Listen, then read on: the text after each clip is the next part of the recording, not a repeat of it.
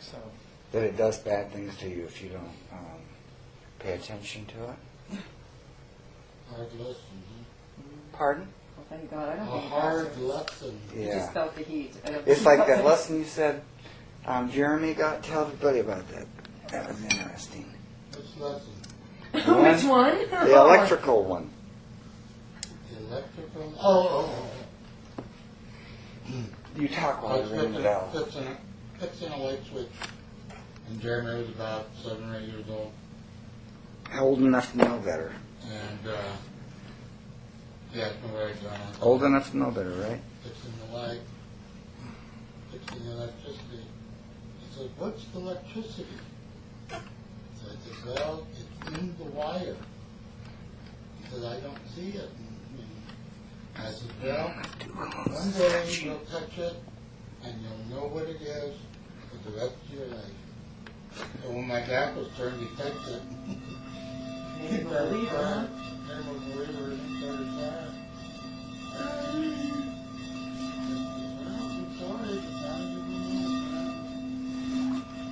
know. The other one works better.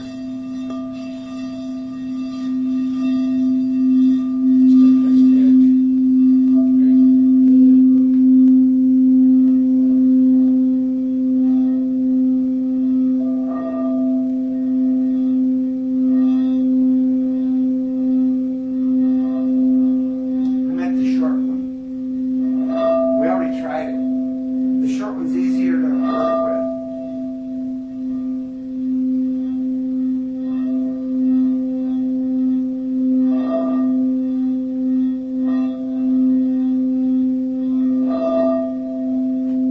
I like those.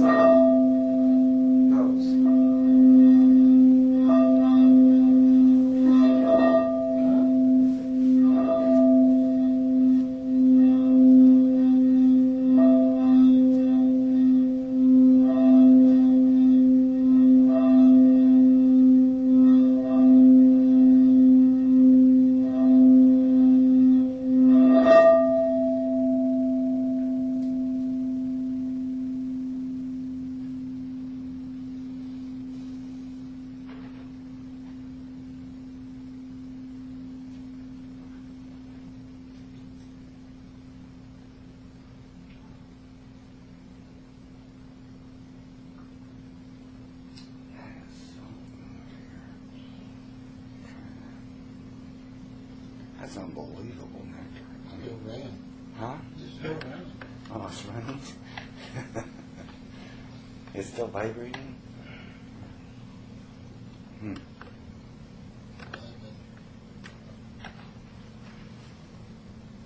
There were some things in the book that I wanted to touch on. Is it lawful to kill to eat?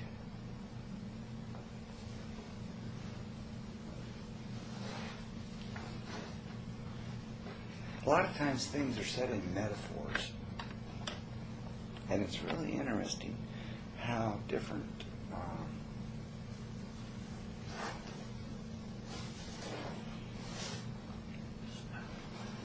groups and people interpret things. A thing that's really interesting and funny is if you use a common metaphor,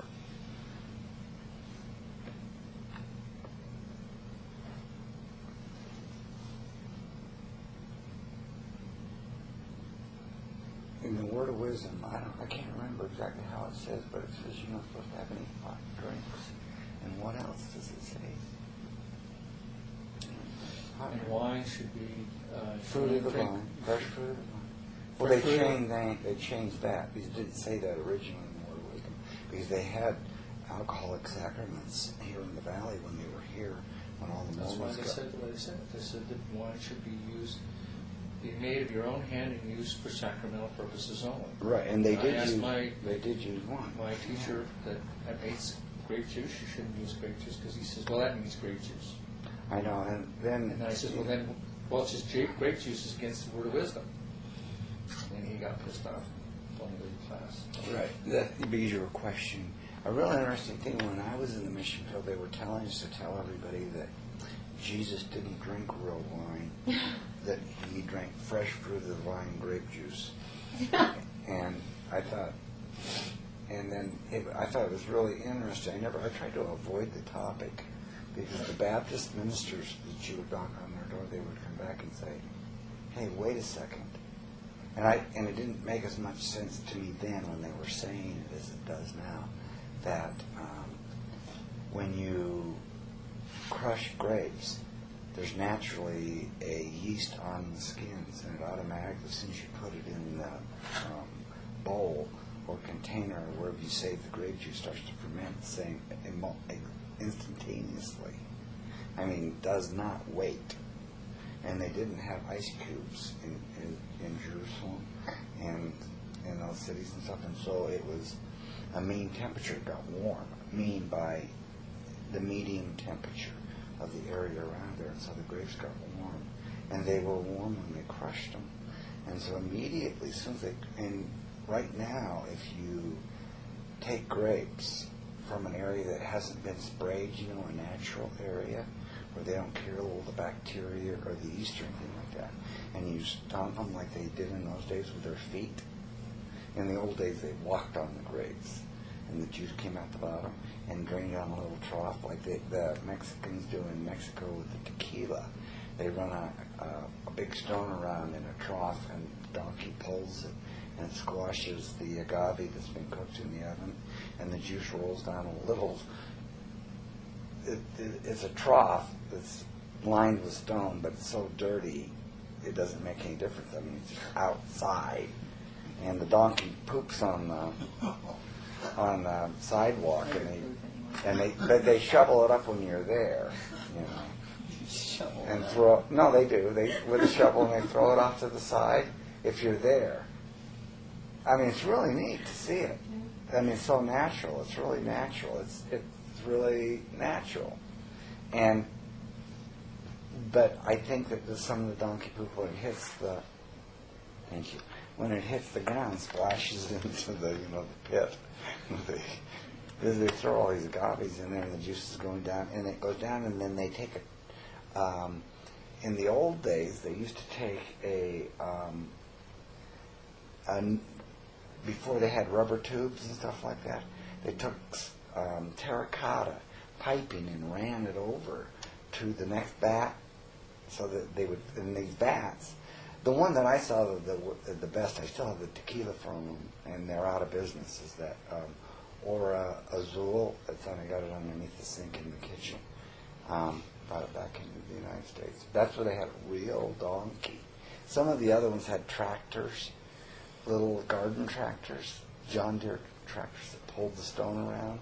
And then the big tequila factories had crushers, where they crushed it and stuff like that after it went into the stainless steel ovens and stuff like that.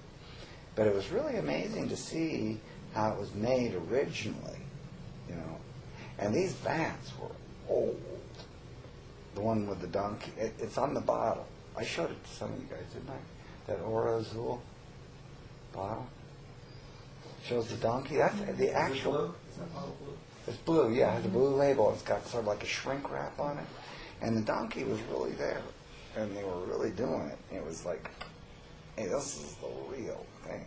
And he was pooping on the cobblestone. I mean, they weren't even cemented in. There was dirt between the rocks, And they just shovel it off and throw it off the side, but it splashed in there and went down into the vat.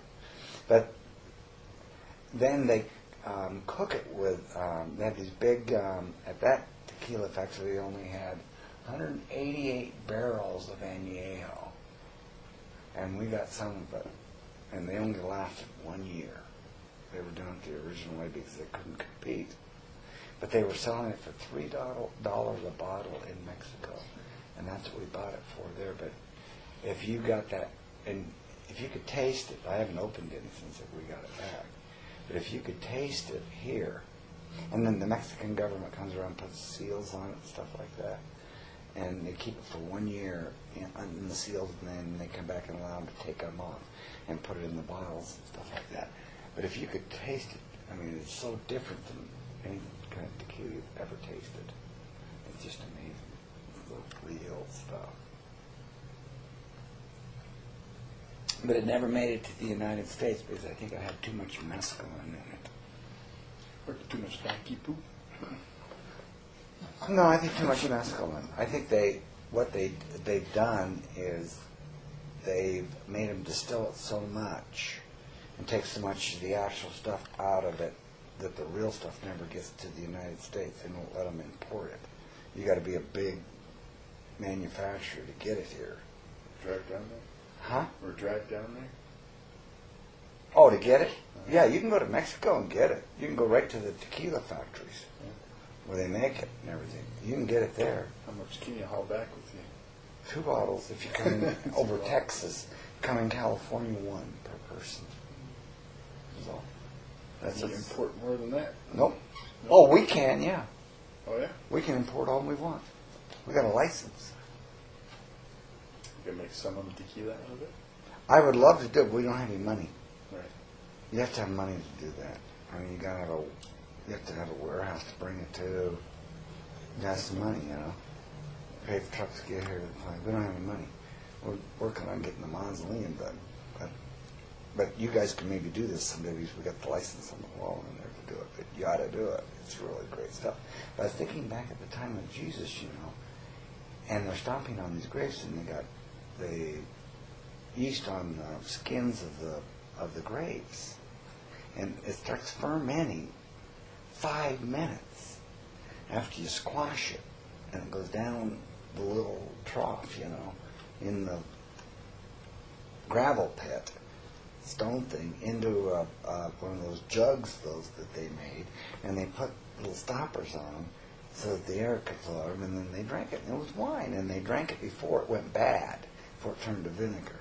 So they'd only make so much at a time during the harvest and stuff like that. Then they'd save some of it if they could. They put it in caves. And that's how they found some of the really old wine. Underground caves where it keep cold. They found ancient wine? Pardon? They found ancient wine? It was bad, but they found ancient wine. It was bad. It had gone bad, but it was in caves underground where they you know, and Masada, is that what that was called? That place where all the Jews were on top of the hill. They found some there, on top of that hill, and some it was buried, but it was bad. It had gone bad because 3,000-year-old wine isn't very good. I think it was only 2,000 years old. That was, or you know, close to 2,000 years old or something like that. Yeah, all wine goes bad if you don't have it under controlled conditions and put something in it. It doesn't have enough alcohol in it.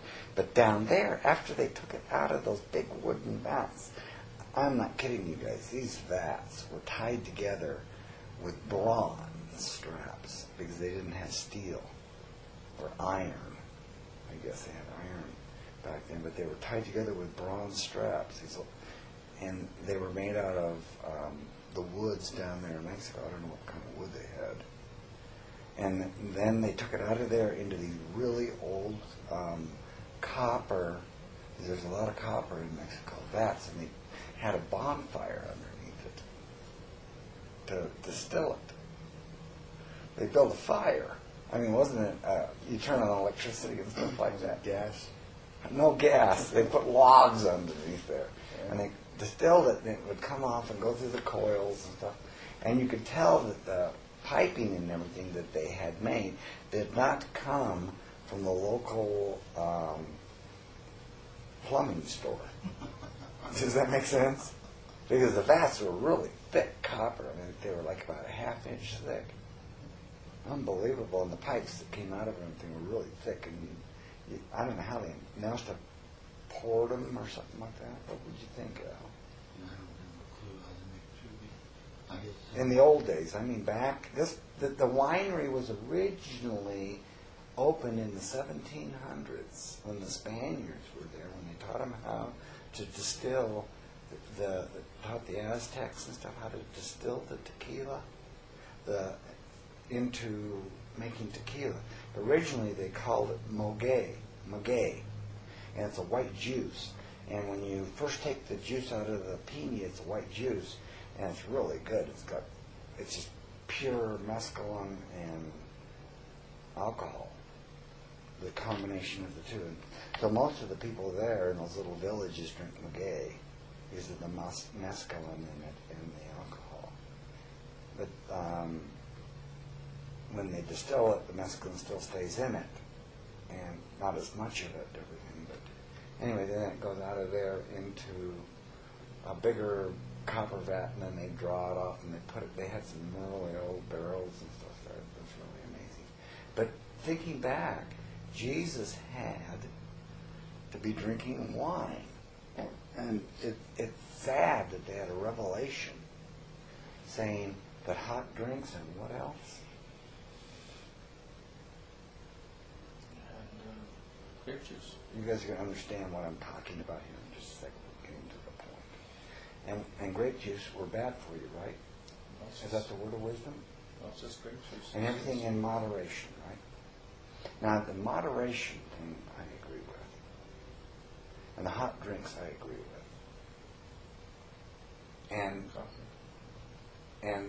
But wait a second, it doesn't say that in the Revelation.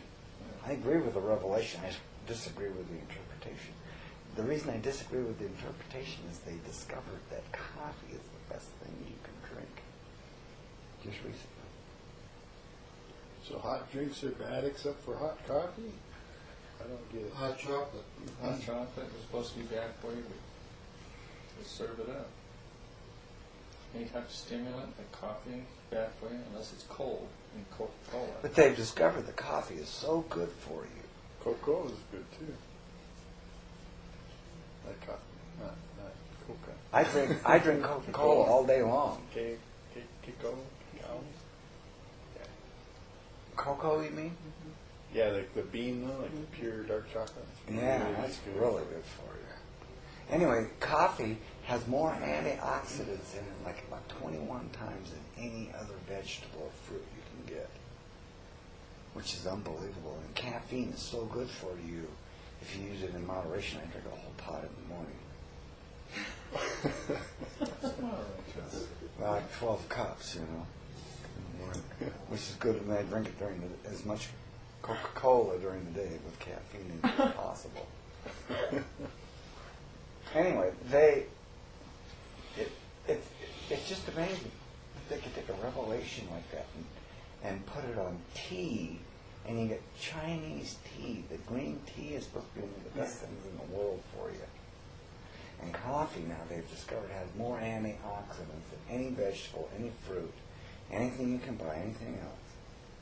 Takes all those things out of your body, makes you live longer. And how they could have taken I think they said hot drinks. You drink something so hot that it burns your esophagus and your stomach, like drinking lead or something like that, it's molten lead. It's not good for your intestinal system. That would be a word of wisdom. Don't drink liquid metals. Or like mercury or something like that. Maybe they were saying don't drink mercury, because it was like lead and it's melted and stuff like that. But things that are originally said sometimes get transformed by the people that listen to them. So I wanted to read that one little paragraph in here. I'll tell you what it means. And the inners know that the coarse and adequate senses are but the peepholes into the world of the infinitely fine and adequate sense. That's the clue to what they're going to say next. And the inners know that every flesh that they tear, they must inevitably repair. What's that mean, Edith? The flesh that they tear, they will repair. And inevitably, they'll have to repair. They're only talking about a yearner, or a phoenix man, or an overcomer. Have you been following what we've been reading? They are talking metaphorically. Yeah, what's an overcomer?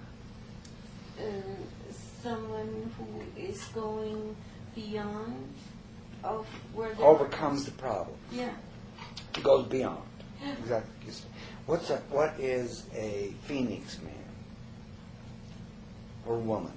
Well, I think someone who, is it a metaphor from the phoenix rising from the ashes? A person who comes out of the death of their existence, someone who's burned alive while they're alive and are resurrected while they're alive and becomes a different person in life. Yeah.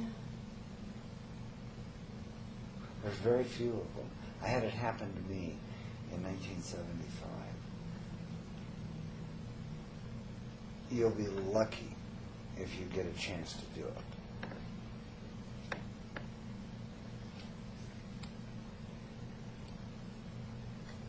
And the yearner is a what, Al? What's a yearner? One has a desire, For what? the holy understanding, For what?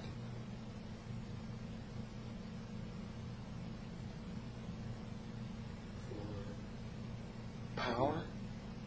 For power? no, Money? no, Pockets full of change No. and quarters? no, Fame? no. Recognition?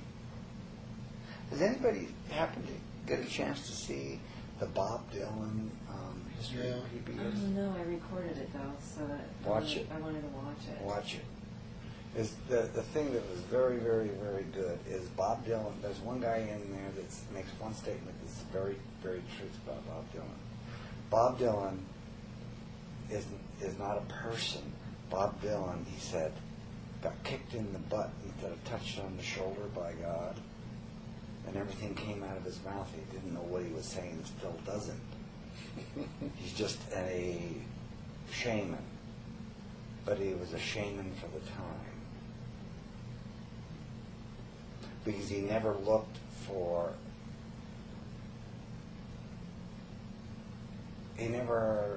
it was really interesting. There was this famous woman that sang folk songs back in those days. Joan Baez, yeah. That was madly in love with him. She was madly in love with him because she saw the shaman in him. And he is the ugliest, and his voice is the worst in the whole world. But he is so ugly. He sings off key, too. And he sings off key so bad, and his voice is so bad that it's good. But the message in the poetry of what he wrote is where it's at. And the thing that is interesting is that they don't show it in the movie. They don't show it in the movie, but the things that he wrote is not the way he sang it, because he sang it before he wrote it, which is really interesting. It happened live. And the only way it could happen live is if he wasn't a person with one of those, what did we just, a yearner. He was a yearner in a previous life, but he wasn't a person to yearn to fill his pockets with quarters, Right. or with fame, Right. or recognition, or to achieve. Because whenever the reporters, I got to watch the show, would ask him, I know, it's so cool. The way you saw it? Yeah, I've seen it. I watched it. He didn't know how to answer, did he? I know. He would go, I don't know. He asked me questions like that. He said, why do you sing? And he says, because I like to. And they would say to him, why are you the most famous artist in the world right now? Aren't you overcome by it? And go, oh, I don't know. You tell me. Like he didn't know he was. You got to see it, and he still doesn't know he is. And the thing that's really is, all he was a portal for an expression that needed to happen at that time to assist this planet on. We'd still be in Vietnam. Pardon? Yeah. Or we'd still be in Vietnam. No, but he denied being political. What are you talking about? Yeah. He refused to accept the title of being a political artist. Yeah, he did, yeah. Not because he wasn't political because he didn't have politics. Right. And he said, I don't know what politics are. Right. He didn't. No, it didn't. He wasn't into politics. No. He wasn't in. All he was into was his music and doing the music. And what happened is he was a kid that was walking down the street and got kicked in the ass by creation, and his soul got kicked out, and something dropped inside of it that gave a message to humanity at that time, took over his body.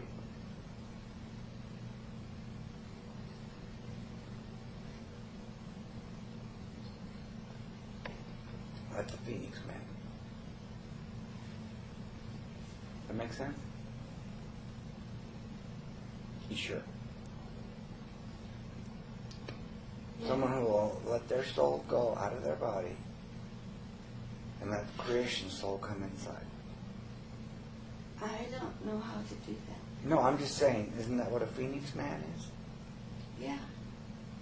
By the definition, wouldn't you say? Yes, I What's would Phoenix- say what's a Phoenix is someone who is yearning for the spirit, for the It has nothing to do with them. out of It's the a body. person that got burned to the ground. Burned to the ground. Burned to the ground. And something else came up out of the ashes. That energy that is in the ashes still? No. That was manure in the ashes. Something else came in and was reborn in the ashes. Those were just the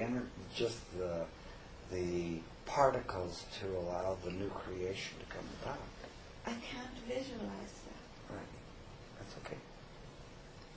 But So I that's the want to. Phoenix Man. And a yearner.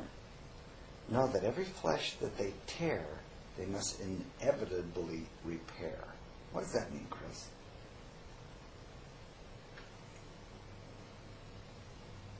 That there was going to be, that's just cause and effect. That you're everything, so if you're tearing another's flesh, is no different than tearing your own. It is tearing your own. Besides tearing your own, what are you going to have to do besides you have to tear your own? You have to Starts with an replace it. R. So it says repair. Yeah, then you have to repair it.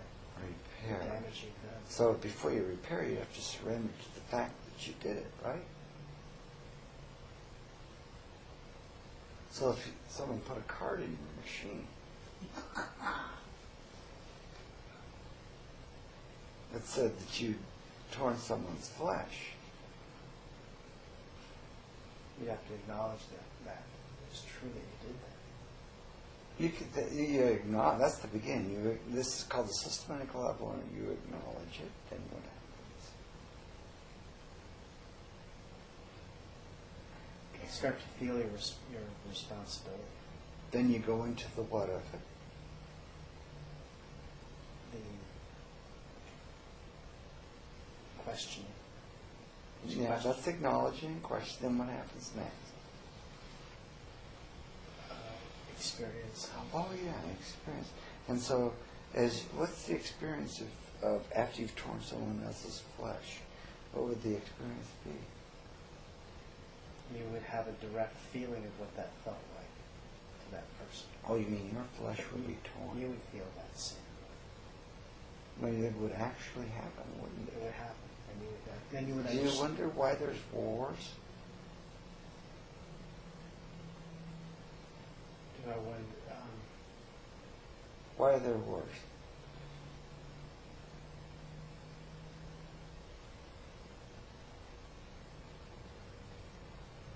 yes, everyone thinks they're right. That So that everybody gets a chance to experience what?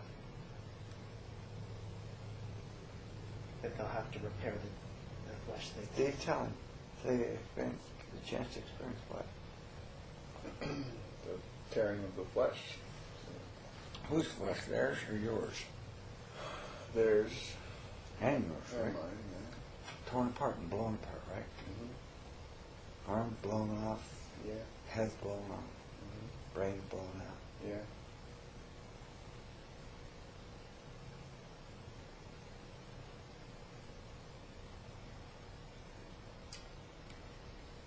Are they doing wars? Have they been doing wars? Will they be doing wars? Don't you do, Chris, you're in a war every day. The minute you wake up, you're in a war. Yeah. Where's your war?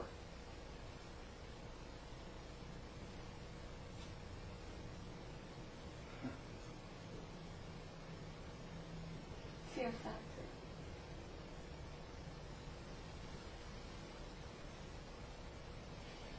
It's over surrendering to this. No, where is it? Where's it located?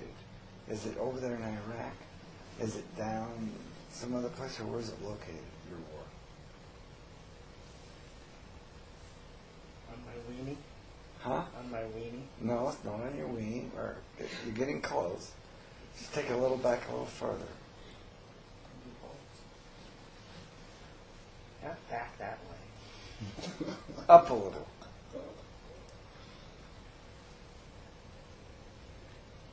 Take it up about 3 feet. Where's your war?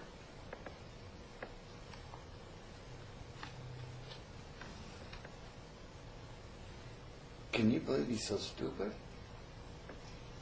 In my brain? Right. That's where everybody's war is. I was thinking of vertical. I'm sorry. I'm sorry. That's where everybody's war is, isn't it? In my brain.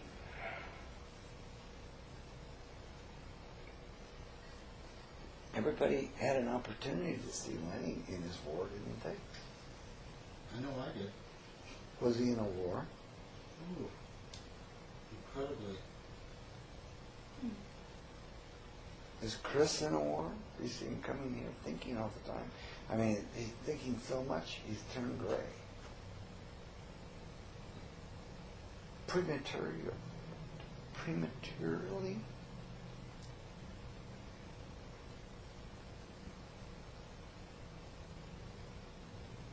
You're only 50 years old, right? And you're gray. Totally gray.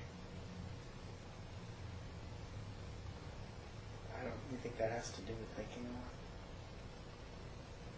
more? Ron? I've got no one to talk so much.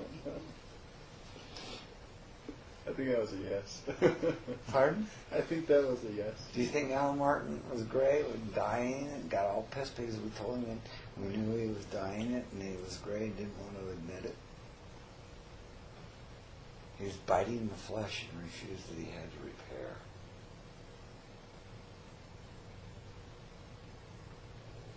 He was eating his own mind.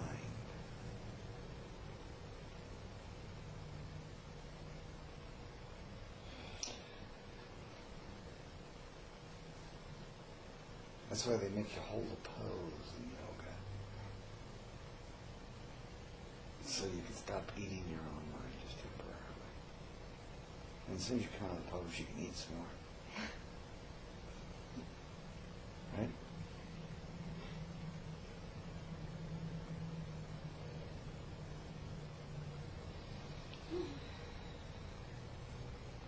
And the Yearners know that the course, or the path, or the way, and in adequate senses, are but peepholes, little tiny dots of information, little messages here, a business card in here, quarters, message here, message there, into the world of infinitely fine and adequate senses. And the Yearners know that every flesh that you tear, the Yearners must inevitably repair, soon or later. It says late, but I mean later. With their own flesh, and every bone they crush, they must rebuild with their own bone. And every drop of blood they spill, they must replenish with their own blood. For that is the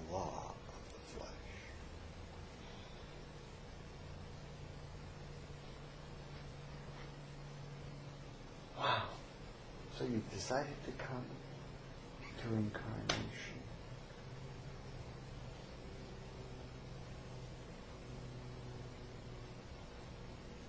To do this? In your mind, in your brain? You decided to come here to torture yourself. And the Yearners would be free of bondage to this law. Therefore, they do reduce their bodily wants to the lowest minimum, reducing thereby their debt to the flesh, which is in truth a debt to pain and death.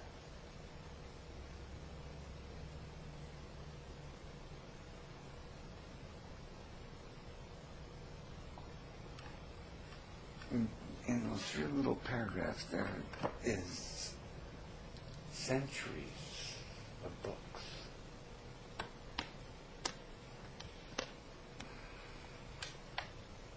Centuries.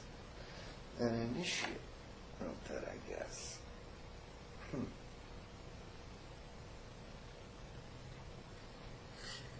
What's an initiate, Al? One that has been initiated, and by doing so, have the same direction as the initiator. Does that mean that they become automatically the initiator? No. What has to happen next? What does Chris have to do next after he got initiated? We'll put it all on Chris. What's Chris got to do? He has to surrender to the initiation. Okay, so after that's just the easy part. That's the easy part? I know we've been saying that's hard all along, but we didn't get to the hard part yet. I'm sorry, I didn't tell you guys it was harder than that. I didn't get a memo on the change. No reason, man, everybody would have dropped out if you told them it's harder than surrender. I mean, that's where you begin. That's the door. That's the door to the nightclub. It's called the door of surrender in the nightclub of fun. I misunderstood your question. No, you didn't. We didn't misunderstand it at all. We didn't want to tell everybody that surrender was the easy part, because they would have quit if you told them that was the easy part, because everybody thinks that's difficult. Can I borrow that pillow? To sit on this. My bones are sticking into this. Some getting old, I guess. Okay, bad on it.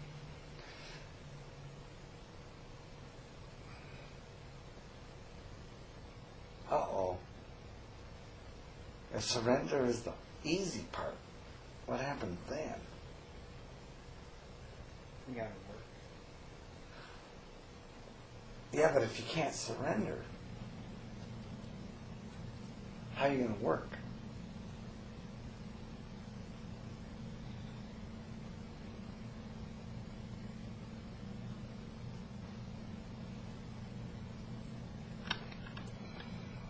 You gotta surrender first. That wasn't the question. You can't work. You can't work consistently with the energy of it. Why can't you surrender? Because you don't want to work, right? Please, Yeah. because if you surrender, you got to work. Yeah. You gotta give up all your hopes and dreams. And then you got to work Yeah. on doing something else than those things that were fantasies. And so, where's this work been going on all this time? Or this argument?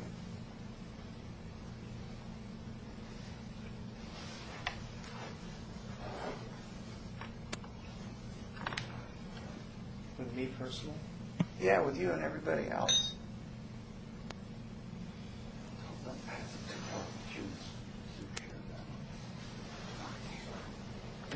oh, they expended in thoughts and excuses, mental Haven't you been torturing yourself? Oh, yes. Don't you wake up torturing yourself? I do. Every chance. Don't you go to sleep torturing yourself? Yeah, it's gotten a little better, but yeah. Haven't you been trying to repair the bones and pay back the blood and the flesh in your mind?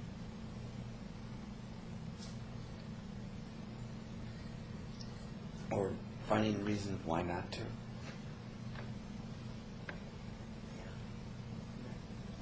Haven't you been finding reasons to do it for yourself? Who you think yourself is rather than for yourself?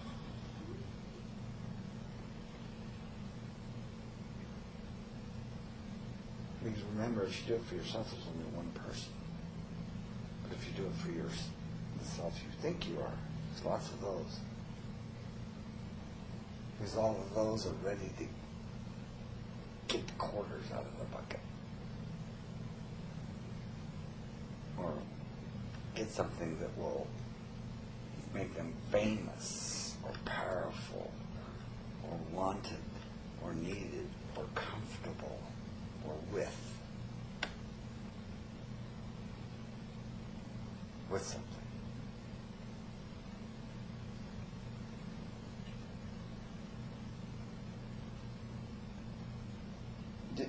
If you were with something, with the thing that you could choose, let's just say gold bars, you could exchange the gold bars for everything else that you think that you want, right?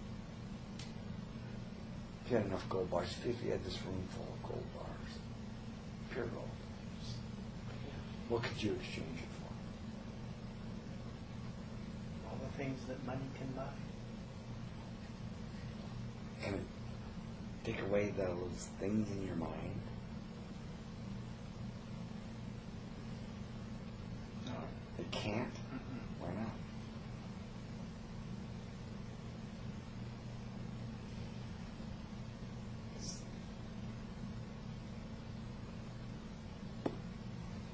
Did it take it away from Howard Hughes? How much money did Howard Hughes have? Tons. Did it take it away from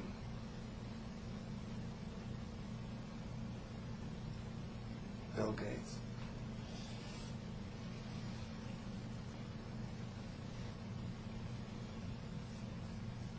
He has a better public or face than Hughes did. But Right now, suspect he's not. at the same stage as, at the same age. He doesn't have a better face than Howard Hughes did at the same age.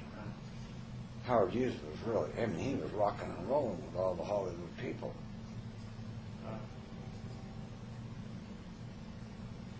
Right?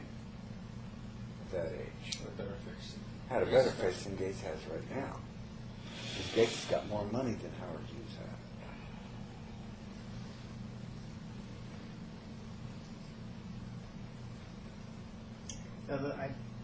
No, I know those things don't take away mental arguments because the mental arguments are real. They're something you created, and Does enough money either take away the child molester knocking on the door?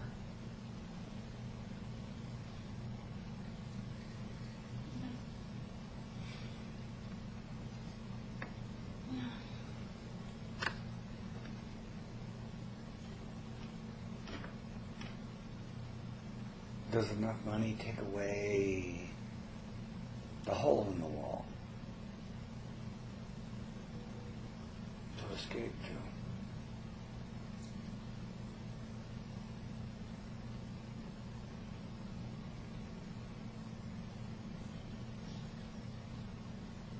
to? Or looking over the shoulder,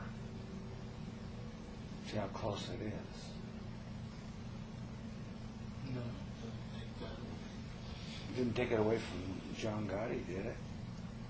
No. How about Jimmy Hoffa? No.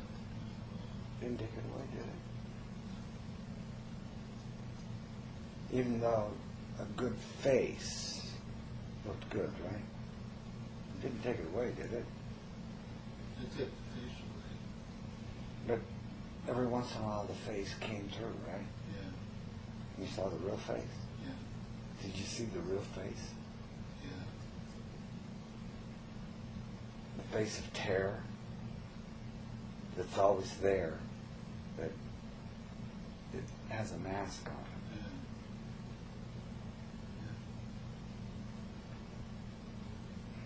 What do you think of that? That was sort of Very dramatic. was that an experience? Oh, yeah. Was that an experience not to forget? Yeah, it was Is it an experience for you not to forget? That that's what's all in your mind, or in everyone's mind. yeah. And so as we were, Al and I were talking the other day, I've been telling everybody since they came here they got to learn to meditate. How much time do we have left on this tape? 15 minutes. It doesn't give you a reading on No, but I got this. I mean, it's close, but it's Close. not exactly the same as. Great.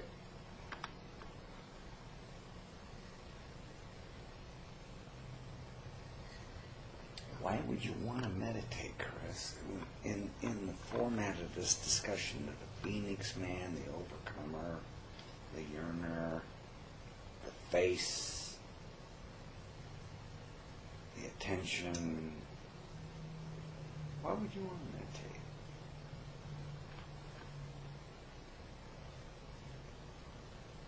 I mean, meditation's a form of surrender, isn't it?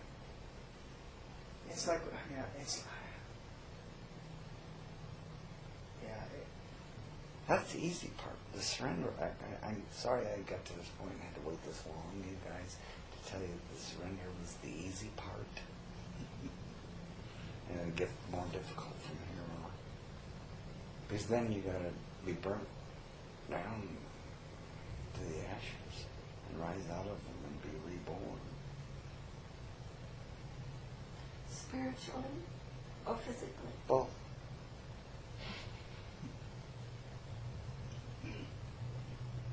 Both.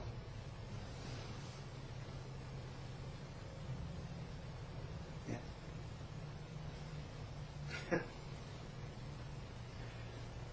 oh, that's spooky.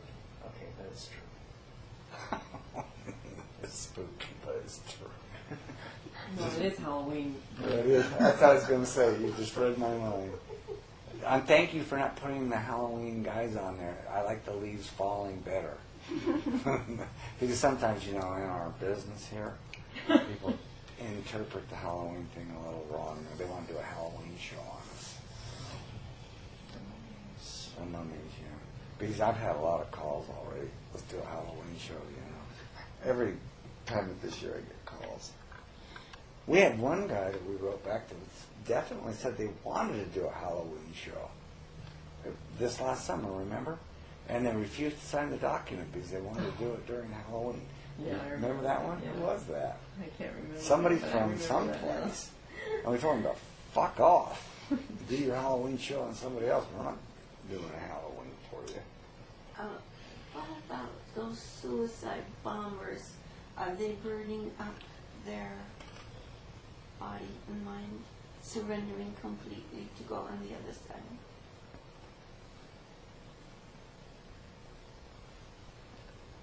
No, they're in destruction. They're going into destruction. They'll be incarnated. I don't know how many times, and they'll do that destruction thing for a while until they get tired of destruction. Then they'll swing over to creation, and then they'll discover what we're going to talk about in the second half of the class. There's two sides. You have to destroy yourself. Are they ahead of us? No. Because they're able No. Just listen to me. Don't think. Just listen. Don't think.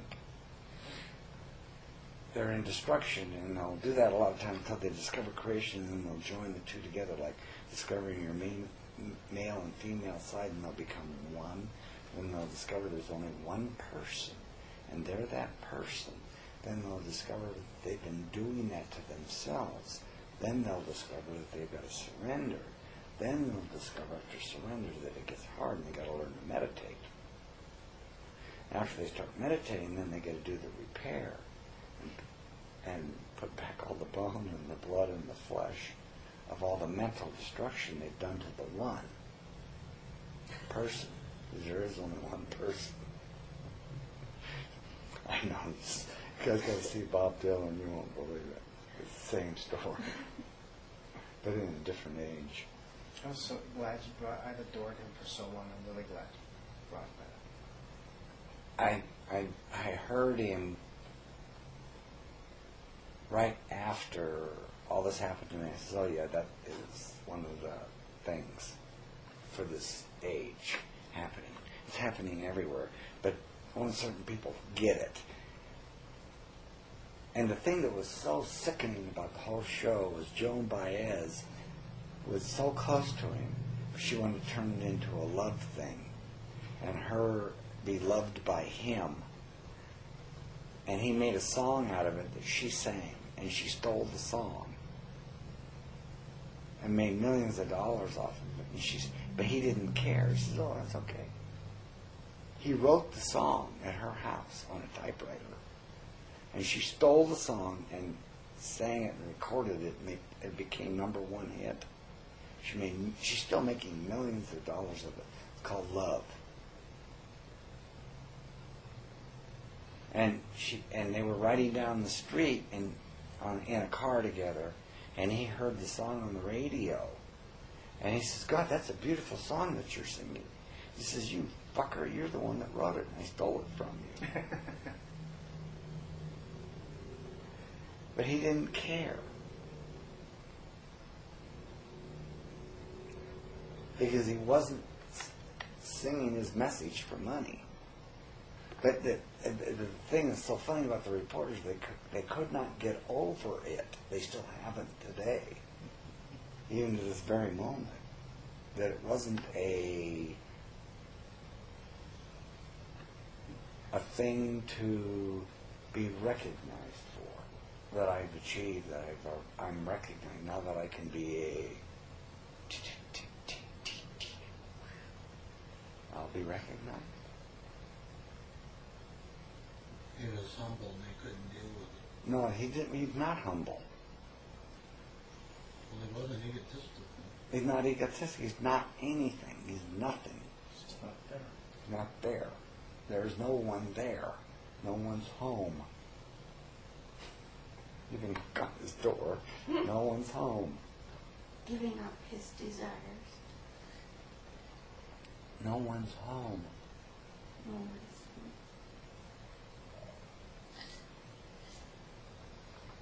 He made a song called The Rolling Stone Going Home. He's finding his way home. Remember the song? Oh, yeah. He's not home. He's looking for home. And so he only made the song because the song was there to be made. And it's not him making the song. There's not a him. There's no one home.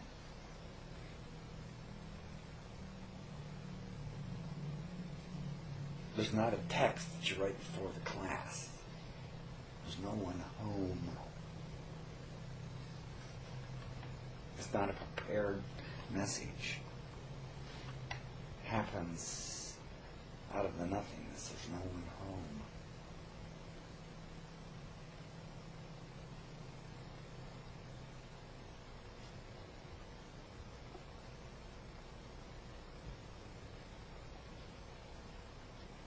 And there's no one home. It's a portal. Huh? Yeah, that's when you meditate, when there's no one home.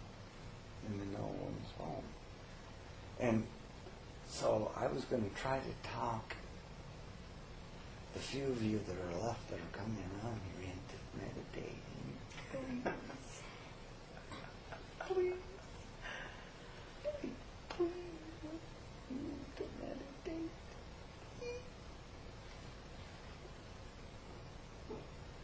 Please.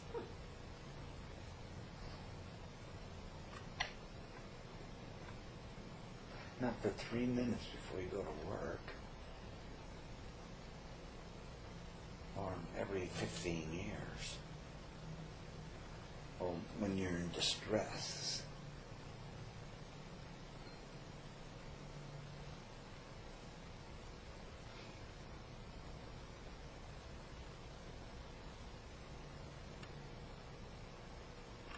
and I wanted to tell you about this little meditation that's very, very old.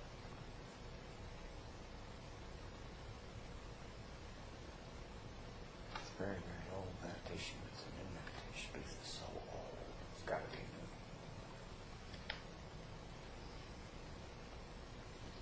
Very old. They never have practiced this one on the planet, on this planet. It's the 115th meditation. I thought something that was really funny about his phone to one. They said, how many famous artists are there now? He said, 136.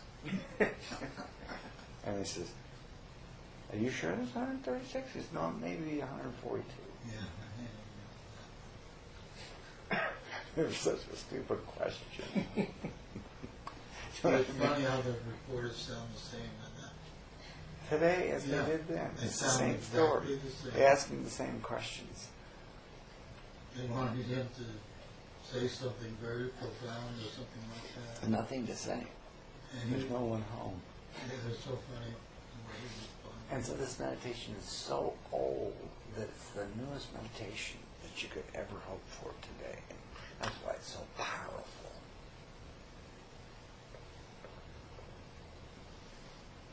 This meditation is so powerful that if you practice it for an hour a day,